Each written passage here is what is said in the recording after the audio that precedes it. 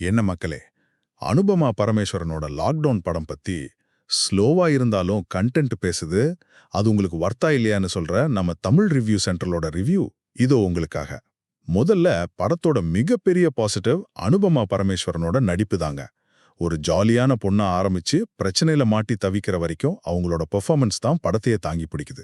படத்துல இப்போதைய தலைமுறைக்கு, குறிப்பா பெண்களுக்கு ஒரு முக்கியமான மெசேஜ் இருக்கு. ஒரு உண்மை சம்பவத்தை அடிப்படையா வச்சு எடுத்ததால ரொம்ப யதார்த்தமா இருக்கு. கிளைமேக்ஸ் மனசை ரொம்ப பாதிக்குது. ஆனா இன்னொரு பக்கம் பார்த்தா இது ஒரு ஷார்ட் ஃபில்முக்கான கதை. படமா இழுக்கும்போது 30 நிமிஷம் ரொம்ப மெதுவா போகுது. என்டர்டைன்மெண்ட் பெருசா இல்ல. லிவிங்ஸ்டன் சம்பந்தப்பட்ட ஒரு சைட் ட்ராக் படத்தோட வேகத்தை இன்னும் குறைக்குது. அது இல்லாம இருந்திருந்தா கூட நல்லா இருந்திருக்கும். ஆடியன்ஸ் என்ன சொல்றாங்கன்னா, படம் ரொம்ப எமோஷனலா கனெக்ட் ஆகுது. பெத்தவங்களுக்கும் பசங்களுக்கும் நடுவுல ஒளிவு மறைவு இல்லாம பேசணுங்கிறத படம் நல்லா சொல்லுதுன்னு ஃபீல் பண்றாங்க. சோ ஃபைனலா இந்த படம் பார்க்கலாமா வேண்டாமா? கண்டிப்பா பார்க்கலாம்.